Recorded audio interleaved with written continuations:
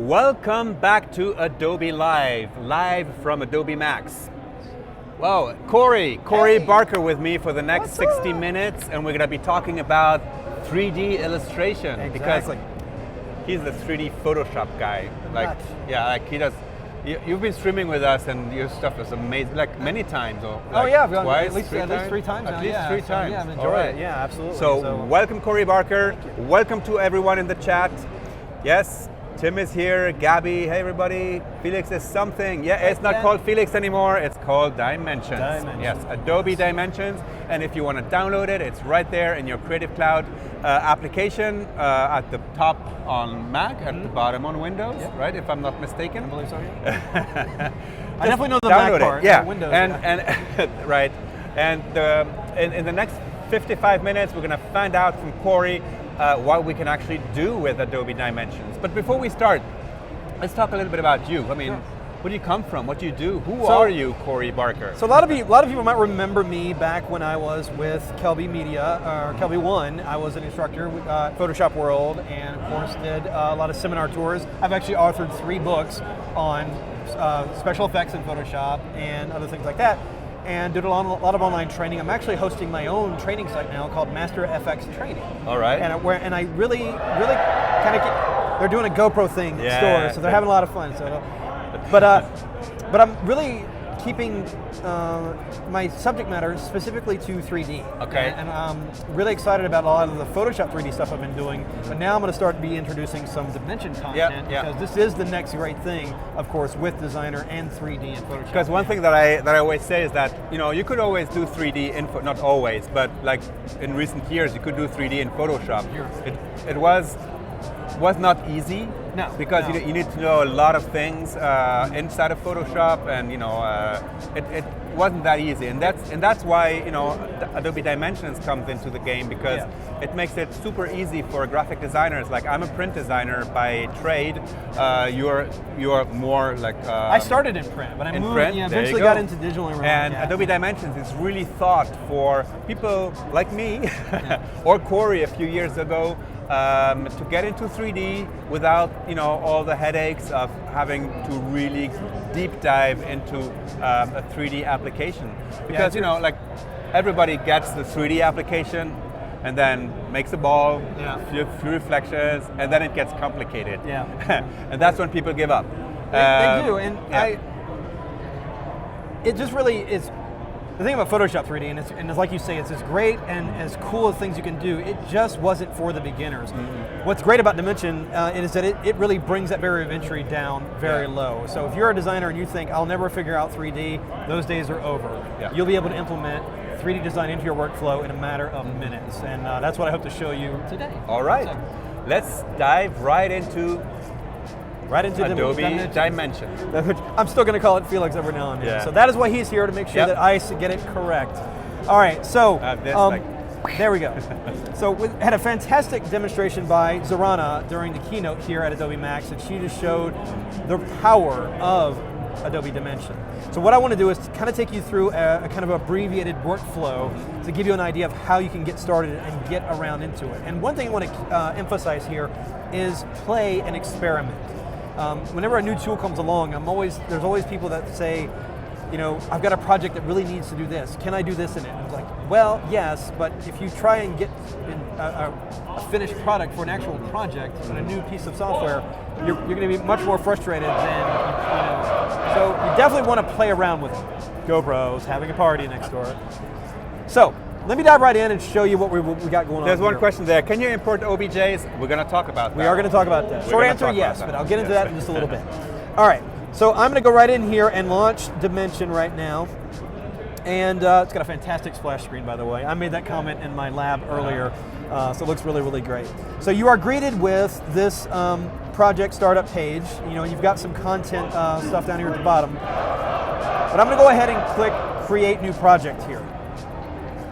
And They've done a fantastic job of really simplifying the interface. The problem with a lot of complex 3D software is that you've got these really, overwhelming interfaces. That, you've got these panels of things, and this is what you mentioned earlier, is that people get to a certain point, and then it just freaks them out. Yeah. It's like, I don't know what I'm looking at. It's like opening the calculations panel in Photoshop. You're like, what is this? I have no idea. Close. What's the calculations panel? Exactly. Exactly. Okay, you in the chat. What's the calculation panel? Does anybody, if you use Don't calculations, Google it. Yeah. write a book on it. No, but so yeah, it really scared a lot of people. But now you've got a very simple interface here that allows you to put together some really complex scenes here. So let's take a look. I've got here right in my interface. You've got your panel. You've got your working asset panels mainly on the left side, and then you've got your editing and properties panels on the right side. So the way I kind of describe, I was about to say Felix. The way I describe Dimension is you are assembling a custom composite. And you've got incredibly powerful tools in here to modify the models just the way you want them. So I'm actually going to start right in here. And when you download Dimension, you have all these assets that you see right here, all these models. These are all pre-packaged in the program. So once you load the software, you don't need to go to Adobe Stock or anything like that. All these are right in here. Now, there are a lot of 3D models available on Adobe Stock. I'm fighting with GoPro right now. But we can get into that later, talking about 3D and Adobe Stock. It's a fantastic bridge to be able to bring more content. But in here, I'm going to go in here into the assets here, and I've got this bag element. Now I'm just going to take this and just click right on it, and it's going to go ahead and drop it into my scene here, as you can see. So, drops it right into there. Now I'm ready to go ahead and start editing it. Well, the first thing I want to do... Space Odyssey right now. Yes. It's the monolith, yeah. It's a monolith. So, one of the critical things you want to make sure that you've got a handle on when you're starting is navigation. You're designing in 3D. So when you're in a 2D design environment like Photoshop or Illustrator, you have one vantage point, and you're positioning your elements based on that one vantage. When you're in 3D, you've got to move around the scene when you're placing your objects. And the way I describe it is think of yourself as the photographer that's composing the shot in the studio, and you're the designer at the same time. So you're doing all that process right here inside the program. So with this element, so I'm going to press number 1. So you've got a series of hotkeys you want to keep in mind. 1, 2, and 3. 1, when you press 1, activates your orbit camera tool. So you're essentially just moving around the scene here. And you got 2, which is basically your hand tool. It allows you to pan left or right, up and down. 3 is your zoom tool. So if I click and zoom out here, I can get further away from the object and see everything in the scene here. I'm going to press 1 again and rotate around, and you can see I've got this bag element in my scene. So this is the start of my whole composite. Now I discovered something interesting whenever I brought this element in here. And this is something to think about when you bring 3D objects in, is if I rotate my camera around right up here, you'll see that there is something inside that bag. There is, or is that just a hole? No, it's not. It's actually a little surprise in there. Whoa. So if I'm going to rotate this down a little bit, if you go in the scene panel here on the right side, you'll notice that there is the main bag with the cutout handles, but there's the bag itself and the box. There's a box in there. There's a little gift inside the bag. So if I grab my my move tool here, or my selected move tool, or you can just press the V key, I can actually use the widget and just slide that box right out of the bag here. Now, when I first discovered this, I actually brought it out from the top because that's where it was open. Yeah. But we're not in reality, we're in the digital realm. So I can just slide it right out of there and position it right in there. Now, the cool thing is, you can use this box or you can't, but it's an extra prop for your scene here. So I thought, why not go ahead and use it? So I'm actually just going to go ahead and rotate it. So with the object selected, you'll notice it's highlighted in here. I've selected the rotate tool, which applies the rotate widget on here. Now I'm actually going to rotate this numerically by going into the properties panel, and let's just rotate this 90 degrees. There. Bam. So it's laid it down flat. Now I'm just going to bring it up a little bit right onto the ground plane, and there we have that. Can you make it like pop to the ground plane? Not yet. Well, you can in the position panel here. You can actually do it numerically to go in there. There's not a snap to ground plane feature yet, but you can do that right here inside the panel. In fact, I'm going to do this at 1.5. Being the devil's advocate here. Yeah. Yep. Yes. I had the very same question. Yes.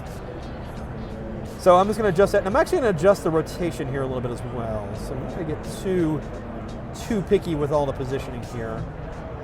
there we have that. Now I want to bring another element in here. The great thing about this is how fluid this system is with bringing multiple objects in. In Photoshop, it's very clunky, very slow, it's very processor intensive. Here I can bring in yet another element, for instance, a product. So I'm just going to bring this jar in. And what's great about it is, you see that little blue square? That basically indicates where your object's going to land once you release your mouse. So once I release, how much space it's going to take as well. Yes. Yeah. So lands right on the ground plane, snaps to it. Now, what I want to do is actually scale my bag a little bit. It seems a little big compared to my object. So if I grab the scale widget here, scale it down, you'll notice, obviously it's scaling the box too because it's part of the same group, but it scales it, it's sticky to the ground plane. And that's because of over here, you've got the bottom center, basically the target is the bottom, which makes it great when you're scaling these objects in here. So I'm just going to move my, again, I'm using my navigation to move these objects around. Joshua is asking, what's in the box? Nothing's in the box. I've already looked. Yes, I was curious myself. But are you sure there's not another like little Easter egg inside of the box? Not one. No, we would know about that in the scene panel. Let's double check the bag, make sure we got everything out. Yeah, I think we got everything. Yeah. So okay. So yes, no surprise inside the box. Well, yet I don't know. There might be something that will crash the program. We don't. All right. So I got a few elements here. Now what I want to do is add a background image. Now one of the fantastic things about this is Dimension does all the work for you in basically blending objects to a scene. So I'm actually going to bring in a image I already have. So I'm just going to go in here and select my environment property. And you're going to go to the background settings here. And anytime you see a little square right here, just click on that and you're going to get this little flyout panel. And this allows me to apply a solid color as a background, or I can apply an image. You can simply drag and drop one in here, or just go and choose to select the file. Now I'm going to go in here into my desktop, and I've got a folder of images here, and I've got this image here that's a city backdrop with this little plane. It's going to allow me to put my scene elements on the scene. Now, when you upload this image, you're going to notice that I get a little window that says Match Image. Dimension's doing the calculations here, and it's looking at the scene saying, would you like to match things like the environmental lighting, the sunlight, and even the match camera perspective. So you can take a 2D image and match the camera angle on your 3D objects. So if I click OK here, it's going to adjust the positioning of the objects and even the lighting. And now they're blending into the scene. Yes, the objects look dark, but that's because we haven't dressed them up with materials yet, and we're going to get to that in a second. But I'm actually going to adjust my zoom here. The angle's good, but I want to bring the objects a little bit closer to me. So there we have that. So that's looking really good. Yeah, that's why they were looking like they were floating. It's because they were too far back. Right, yeah. So it did match the perspective based on the photo, but the positioning of them in relative space was off, so I just pulled it forward a little bit. So that's something you want to keep in mind. So actually I'm going to pull those a little bit closer. Nudge it down a little bit. So now what I want to do is I'll add one more element here. I'm going to go in here and add this splash element, because I wanted to have something really kind of surrounding this scene here. As you can see, it pops right in. It's already picking up the environmental light that's been applied to the scene. So if I go over here and let's just rotate this object around, and I like to build my my scene before I start decorating them with materials and such like that. So I'm actually going to scale this positioning. And remember, especially with an abstract element like this, you can manipulate it to better fit your scene. Notice how I'm stretching it on a particular axis here to make it fit around a scene. I want it to actually wrap around my elements here so I can actually cater to that. And again, this is what I'm talking about with moving around in 3D is change your angle so you can better position these elements. This is the power of, again, working in 3D that you can do this. Now I'm going to take that, ooh, see that? Kind of jumped around on me there. There we go. So now I'm going to take that element and just bring it down just a little bit. Now another fantastic feature that has been added since the last beta is the ability to save camera angles. So if I go in here into this little icon up here and choose to save this view, let's call it Master View 1. So now, when I go and do things like I just did a moment ago, if I go and rotate my view, make an adjustment or anything like that, I can just simply go back in there and reset my view. So once you determine the final angle of your render, you can go ahead and establish that once you've got your background in place, and then feel free to move around and then get back to that camera setting anytime. So let's go ahead and start adding materials. We've got our elements in place. How are the questions? Do we have any questions at this point? No, they're talking among themselves. Talking amongst themselves, okay. The box, the Schrödinger cat.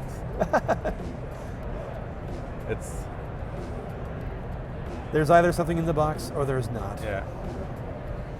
I didn't know that would raise such a debate, so. Yeah, when there's something mysterious, there's always a debate. Okay. So, materials. We got our elements in place. You'll notice, again, the light that's shining on this splash element or this water element is picking up the light of the 2D photo that we grabbed. So the environment lighting is there. There's another aspect of lighting. So WAL is asking, if you scale an object to be smaller, does the texture that you apply to the object get squished as well? Yes and no, depending on if you've applied it as a custom.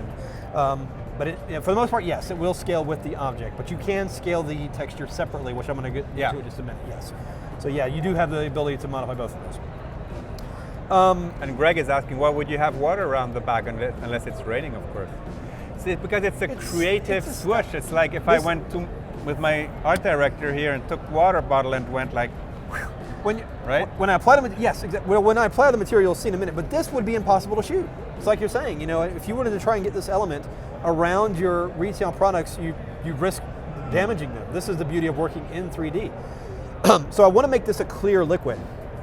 I know I was talking about the lighting first. So I talked about how it created an environmental light based on the photo. Now we have another light source, which is the sunlight. This is another new addition. Think of this as kind of a key light on the scene here. So if I click on the rotation slider here and move this around, you'll notice how the light changes on the object. Now I can change it to where it gets more directly in front of the object, but I can also adjust the height.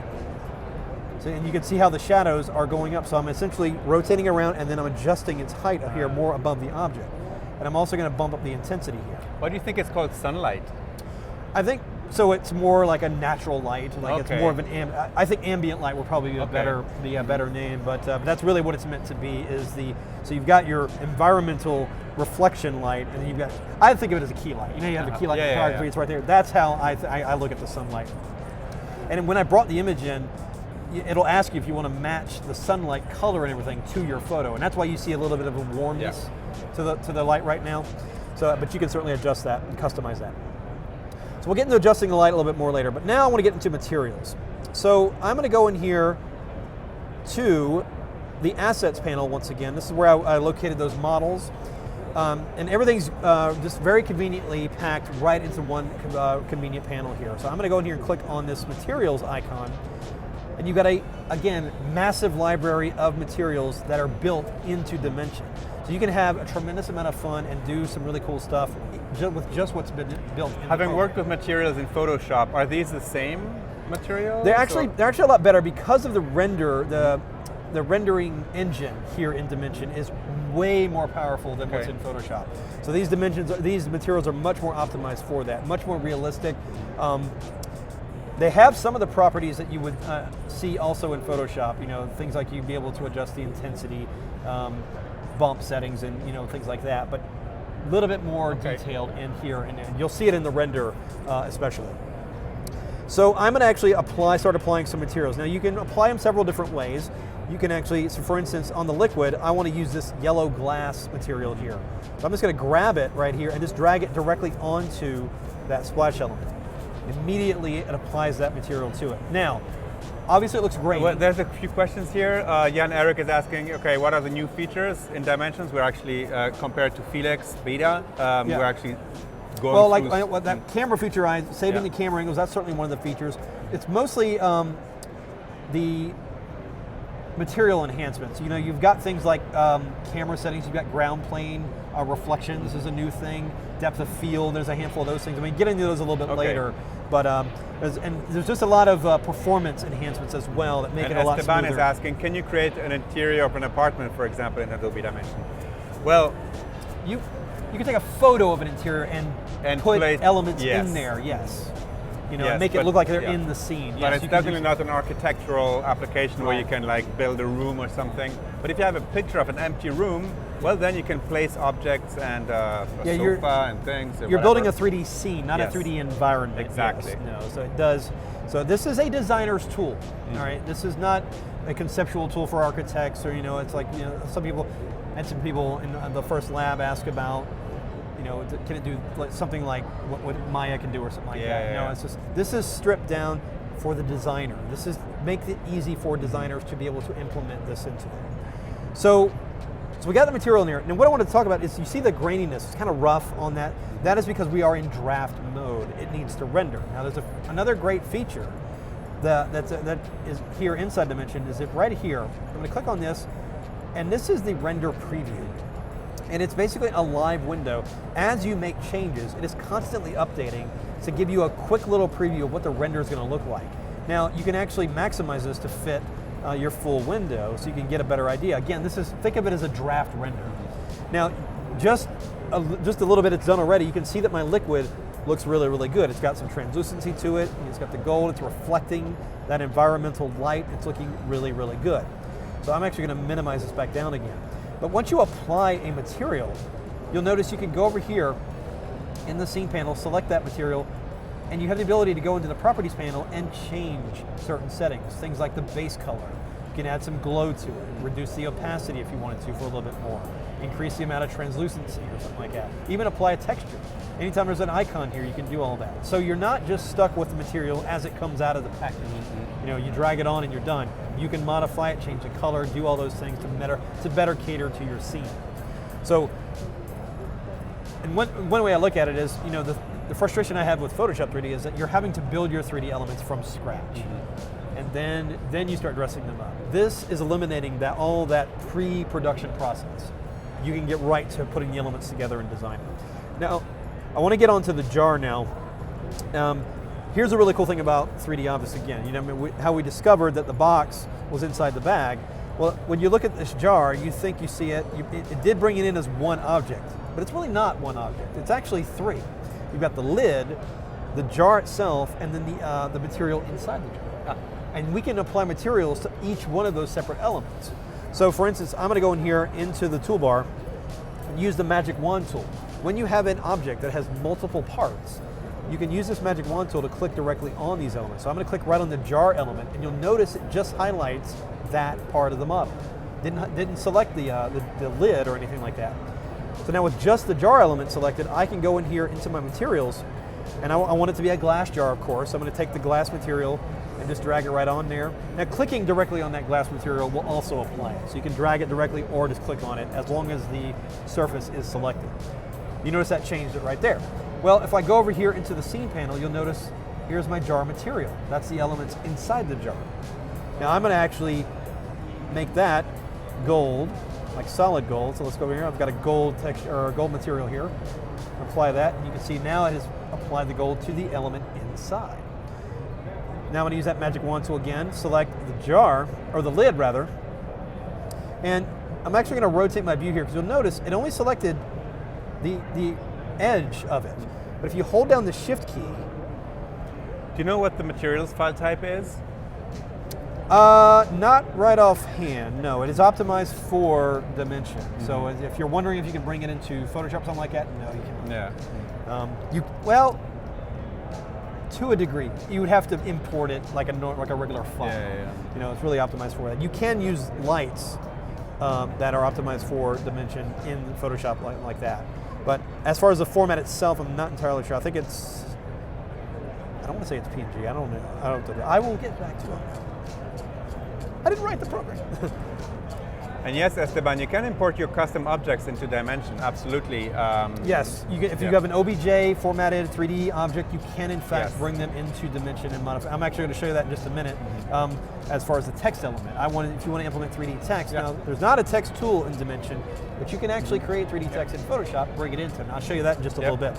All right, so I'm on the lid here. Notice I rotated my angle around. If you add the shift key, you can actually add to the selection. So I wanted to get the rest of the top of the element there. And let's rotate that around. Now I'm actually going to apply there's another material called damaged gold, and that has a little bit of a texture to it, as you can see right there. So now as I move this around, even in draft mode, we're getting a very realistic texture and metallic surface on that jar element there. And if I go ahead and expand out my render preview here, and it's going to start out again with a little bit of a draft render, we're going to see that glass and gold element really start to take on the realism we expect. So we had this very bland, gray 3D object. Now we've got a very realistic element, and it's blending into the scene based on that background environmental photo. So you can see that's looking really, really good. So let's go on to, how are we on time? No, we're good. All right. So let's go into another great new feature. I'm just going to adjust the position of my bag here. Is it light rays, like V-Ray or? V-Ray. V-Ray. V-Ray is the render engine, yeah. V-Ray is the rendering engine. All right. Now, before I get to the bag, I want to show you one more element with the jar here.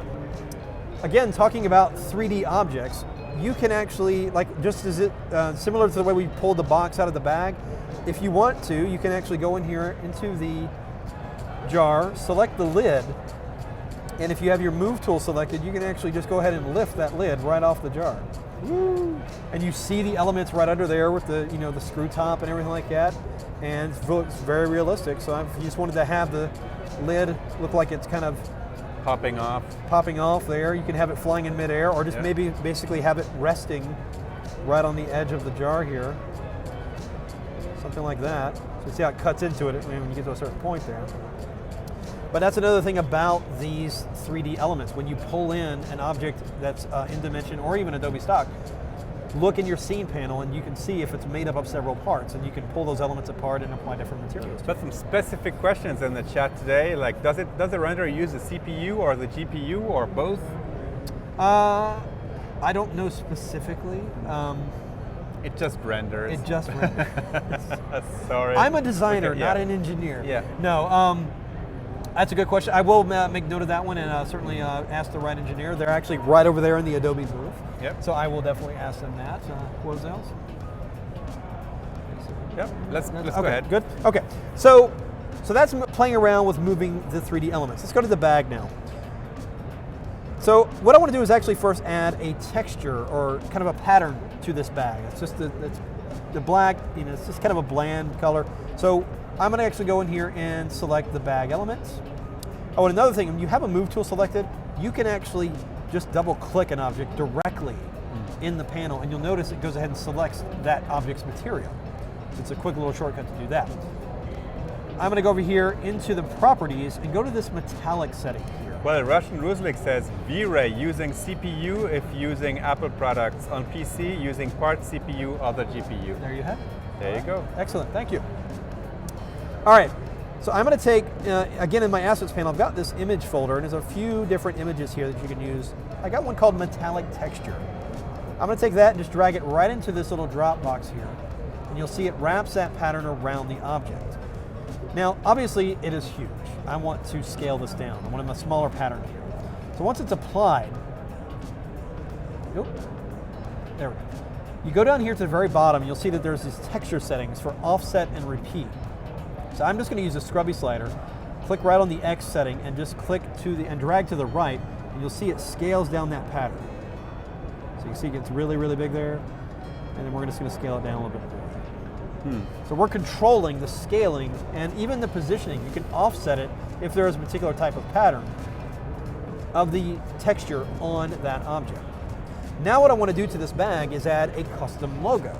So if you're putting together a product composite, or it's proposing a new product or something like that, you want to see what it looks like with your actual identity on it. So really cool way you can do this is you can actually go into Photoshop and build your logo and even keep the transparency, pull it into your CC libraries, jump back over in here into Dimensions, go into your CC libraries right inside here and pull those logo elements right in here. In fact, this is my CC library right here, and there's the logo. I just took it from the layer, right in Photoshop, dragged it right into my CC library, saves it right in there. Jump right over here, and there it is ready to go. So what I want to do is I'm going to use the Magic Wand tool, select the front face of that bag, and It's going to click on my logo element, and let's just drag it on over. And it lands right on the object. Now, it looks like it just overlaid it on top of my scene, as if you brought it in a Photoshop thing like that. However, here's the cool thing. If I just move my angle a little bit, and go in here and reselect my decal. It's a little bit as when we just copy-pasted stuff on 3D objects in Photoshop. Exactly. Right. But now I have the ability to go ahead and move this around, and as I move it to the side, it wraps around the edge. So I'm having complete control of where I place it on the 3D object, so it'll wrap around. But, of course, I want it to be right on the front face of the bag, so let's turn that back around.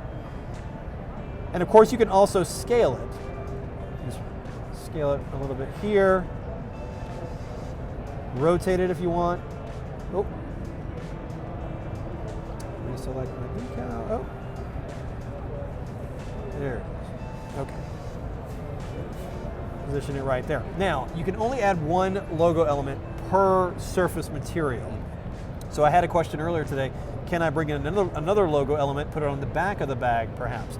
But because it's one surface material, you can only add one, and now that's going to change. That all depends on how the model is built, really. Exactly. Yeah. Now, for instance, if I wanted to add a logo element, let's say to the top of the lid of this jar, because this is made up of multiple pieces and it has multiple surfaces applied to it, I could put a logo on the lid, and then I could also put a logo right here on the glass in front of it. Two different logos. Even though they're the same object as far as the scene panel is concerned, they're two different surfaces, so you can in fact put two different logo elements on. So that's looking really good. So I'm going to add one more pattern to, actually, let's go ahead and go back to my saved view here. There we go. So I'm going to add a pattern to the box. This is the box we took out of the object earlier. There's a material I really kind of like. Where did it go? Daniel is asking, does it inherit the texture of the bag? No, it's just pasted on top. The logo element? Yeah. No, it overlays it on top. Yeah. Yeah. No, one does not affect the other. No, it just overlays it right on top.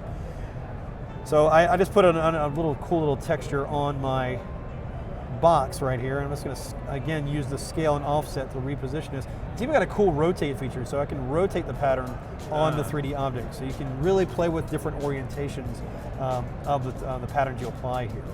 So make it, if you want to make it look like it's got wrapping paper on it, it's a little bit off at an angle, and give it a gift look, you can certainly do that. So a lot of really cool things there.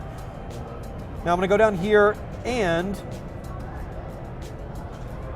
take a look at another aspect of this. I'm going to select my environment. Now, another great new feature is, as I mentioned, the ground plane settings. So if I go and select environment in the scene panel, go down here to ground plane, right here at the very bottom. Here you can adjust things like the shadow opacity. So notice right now, the shadow's at 100%. If I dial this down, now if I dial it down to the extreme of nothing, you'll see the shadows go away. Obviously, you don't want to get rid of the shadows entirely. That would diminish the realism. But I'm actually going to dial this down to about half. And then you have reflection opacity. You can actually create a reflected surface of these objects. So if you're putting these objects together on a wet surface or just a shiny surface or anything like that, here's where you would apply that. So just increasing the opacity will give you a straight mirrored reflection. If you wanted to add some roughness to it, like a little bit of a fade on that reflection, then just dial up this reflection roughness here a little bit. Now, this surface is obviously kind of a dried wood surface, but so it wouldn't normally have this level of a reflection. I just want to at least show you. Let's see how the render is going to look, and get that very realistic reflection into it. So you can see it's already starting to put it in there. I added a little bit more roughness to it, so it's going to really dissipate that a lot more. But that gives you a good idea of how you can manipulate the ground plane setting. So that's a really cool new feature that has been added. Now, yeah, so the new materials feature inside of the Capture app is for making materials we can use in Dimensions, yes? Yes. Yes? Yes, you can. Yeah, it'll save it to your CC libraries as a material. Once you're in here, drag and drop it right on like you would any other. So, that's looking really good. Now, let's talk about 3D text and how you can implement another OBJ type file. So I'm actually going to zoom out here a little bit because I want to put some text right up inside here. So, as I mentioned, one of the things I, as a designer, like is I want to be able to implement text. Now we did in fact bring that logo in on the package, but I want to have some text kind of floating in the scene. Excuse me. So it looks like it's kind of like an advertisement or something like that. And I want it to be 3D text. So because you can import an OBJ file, you can go into Photoshop and actually create 3D text, export it as an OBJ file, and then bring it in here. That was one of the questions in the chat, which I decided not to answer because I knew we were going to talk about it. So OBJ format, yeah. So whatever 3D application you're working in, I of course like using Photoshop. That's where I do a lot of my 3D stuff. Even my 3D scan, like I did a 3D scan, and that's an OBJ, and absolutely, I can put myself into any picture now and like turn it around. Yep, it brings it right in, and you can, once it's in there, you can apply all the very materials we have here in Dimension to it. So let me show you how that works. So I've gone ahead and done my text object here for the sake of time. So I'm going to go to the File menu, and go to Import 3D Model, or you can just simply press Command-I. So in my folder here, and this is the liquid gold text I put together. This is just, and all I did was a very simple extrusion in Photoshop. No materials applied or anything like that, just straight base object, saved it out as an OBJ, and now we're going to bring it in here. So I'm going to click open, and you'll notice it consumes a lot of the screen here. This is a little bit of a thing I discovered. I'm like, what is going on here? It's not freaking out, or it didn't do anything weird. It is bringing in the text very large. So if I use my zoom tool again, I'm going to press 3 and then click and drag out, and then you can see there is the text is in fact in the scene. It's just very big. So I'm going to go ahead and just scale this down, once again using my widget here. And scale it down just a little bit, and even move it up so it's above the ground plane here.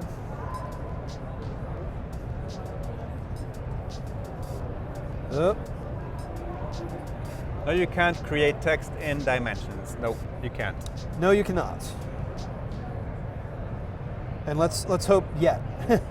Yeah, why not? But this is definitely a way to go about getting it really quickly and easily. You'll find that you can get a good workflow between Dimension and Photoshop. So you can get some really, really cool stuff going on here.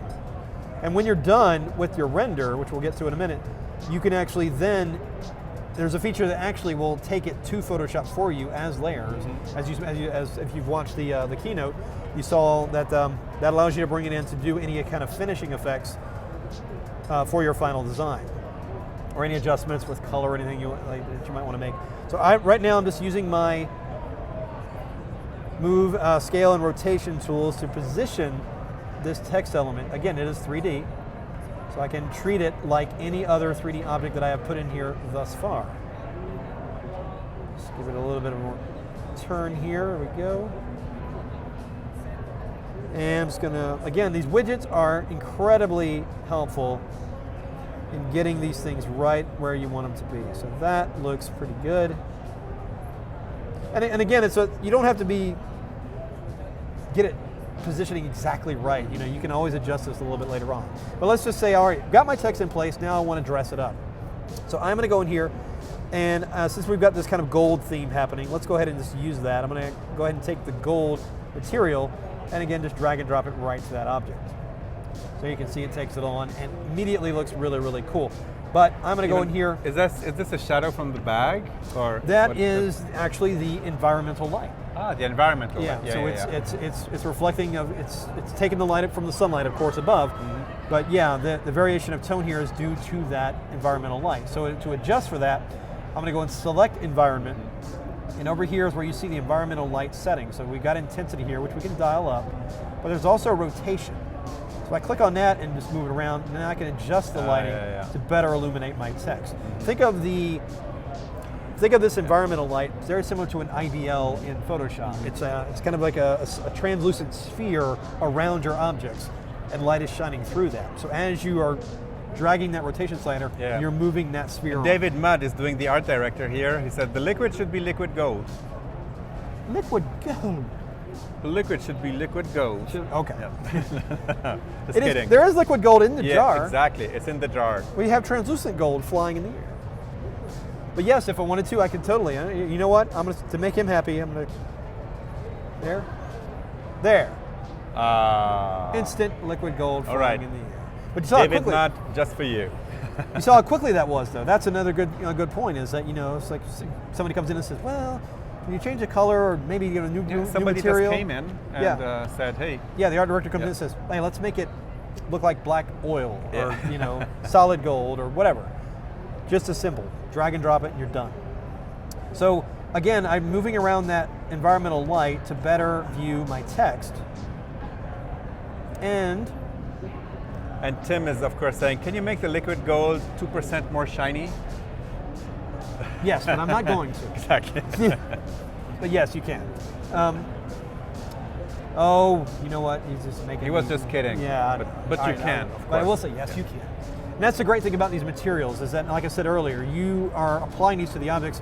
You can go in here and even further modify them. So you can modify the objects. You notice how I distorted the splash to fit my scene. You can manipulate the materials to better fit your elements here. So, I think we are almost about ready to render. So we're just looking at everything like here. Is there any questions up to this point? No. I'm monitoring the questions. We have exactly 14 minutes. Okay. What's that? Can you make the whole scene again in liquid soap? No. Yeah, actually, yes, you can, but I'm not going to. All right. So let's talk about rendering. So obviously I talked about the render preview and how you can monitor how this is looking as you're working. You can, of course, maximize the scene, but that really is essentially a draft render, like I said. When we're ready to finally render, and before I get to the render, I just want to point out one thing. And somebody's asking, where are the shadows on the floor? It's probably because I dialed down the shadows on my ground plane settings. Let me dial those back up again, so there they are. Yeah, let's just exaggerate those just to... Plus, my sunlight intensity is probably a little high, so I probably adjust that too. Now, even though the scene doesn't lend itself to this, I do want to at least point this out. There is also another great camera feature that has been added to Dimension, and that is depth of field.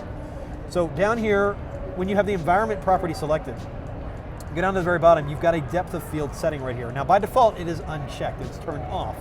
So you just need to remember it's there. When you turn that on, you actually have the ability now to modify the focus range and the blur. Now you can also see this little target here. Oh, that's nice. So it nice. gives you a little preview of how this works. So you can take this little target and click wherever you want the focal point to be. This is very similar to the way it works in Photoshop.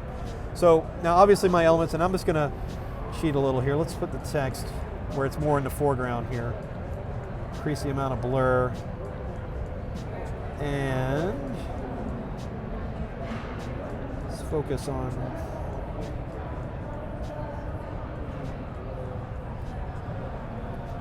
I told you this didn't lend itself well to that. Okay. Freaky.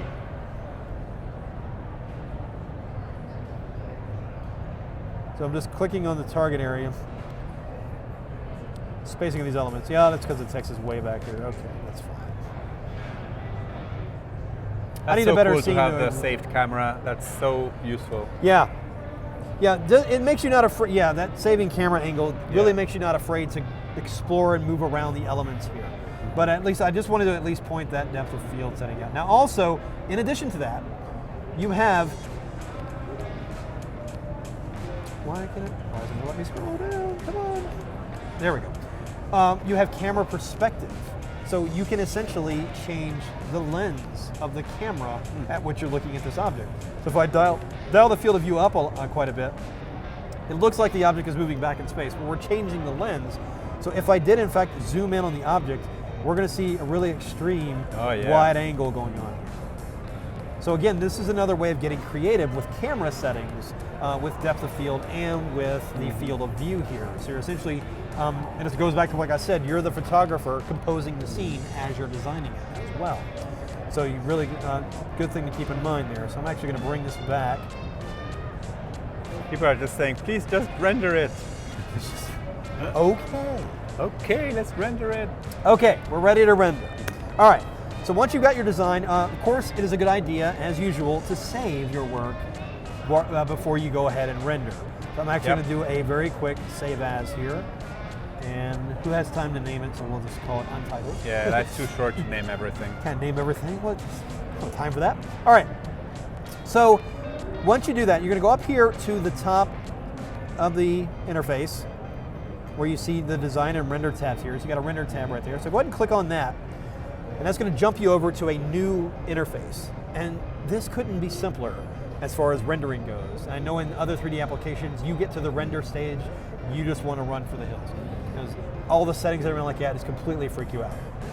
Here it's very, very simple. You have a quality setting. So you can choose high, medium, or low. If you just want to do a quick draft render, go ahead and choose low. Medium I tend to do, I like medium because you can do it, it's a quicker render, and if it's for online use or something like that, you can definitely get away with pretty high res with that. Can you define the size of the render? The, like the duration? Or? Yeah, like the pixel dimension. It's, you actually set your dimensions right back over here in the design panel. So I think that was a question. Yes, good question. Right here in the canvas settings, you can actually, the default is this 1024/682. This is where you can modify your pixel dimensions right there. So you do have the ability to set that manually. But of course, the more pixels you put in there, the more rendering time, the more complex the image will become. Yeah. So at this size, with this setting, when I originally built this this scene, rendered in high in less than 30 minutes. It was pretty quick. Okay. You know? So the V-Ray render is very, very quick on this, even with complex elements like this. Even if you have just one object in your scene, it's going to render really fast. So it is a really, really quick render. For this case, I'm going to just set it to medium. Export format, you can choose to do a PNG, a PSD 16 or 32-bit. I'm just going to go ahead and leave it at 16. Can you very quickly say what the difference is? Now, the PSD, when it renders and you choose to bring it into Photoshop, it's going to bring in the layers that are going to allow you to modify the different stages of it, the coloring, individual objects and placement, and everything. PNG is just going to give you a transparency. Well, yeah, but more like, why would you choose 16 over 32? Oh, well, 32-bit's going to give you a much crisper, higher res image. You're going to limit yourself, of course, in what you can do with it in Photoshop, because there's only so much you can do with 32-bit images in Photoshop. If this is going to be a final render, you're not going to do much else with it, then 32-bit is a definitely good way to go. Again, like you said though, watch your pixel dimensions. If you're going for very high res at 32-bit, you're gonna end up with a really large file and a very long render at that. So most of the time you're gonna find that 16-bit's gonna give you what you want. I can't imagine too many occasions you're gonna need 32. Unless you, I don't know, But so you have the export path. I'm just going to leave it to set to the desktop here. And then once you do that, you're ready to render. Just click render and you're good to go. Now, it will, of course, give you a progress bar, and the render is going to go ahead and get started. You'll see how grainy it is. And this is just the V-Ray doing its thing. So don't think, oh no, the ground plane's all messed up. In a minute, it's just going to adjust for that, and it's going to start the real render here. You've got a progress bar that is going to keep you up to date as the render progresses. You also can actually take snapshots. So if it gets to a certain point and you just want to throw it to a colleague or something like that and say, how's this look? You can simply just take a quick snapshot of it right here by clicking this camera and send it along. But you'll see now it's going to go ahead and start rendering, and it's just going to get progressively more refined. Just like it does in Photoshop, it starts out a little grainy, and it just progressively gets more refined as it goes through the render. And again, this pixel dimension is rather small, so this render should go pretty fast. You see it's already at 3%. So that's moving really well. It's already at 3%, but it's still there. Yeah, it's still there. It's been at 3% forever. But that is how easy the render is. Now, when this is over, we're probably going to run out of time before it actually finishes the render. When it's done, it's going to show me a button that says Open in Photoshop. So you can essentially jump immediately right into Photoshop and do the finishing work. And like I would. Do you have an example of a file that you've exported as Photoshop? Maybe that can open in Photoshop? May have a finished file. Let me double check. I don't think we'll be able to see. Well, it's still rendering in the background, right? But yeah. I don't know if I actually saved my original.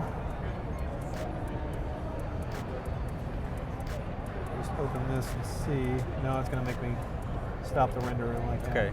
No, I thought maybe a Photoshop, something you can open in Photoshop. Yeah, let me look for a minute. Well, I can do. Is there any questions while I look for that real quick, or? The layers are not editable in Photoshop. Yes, they are.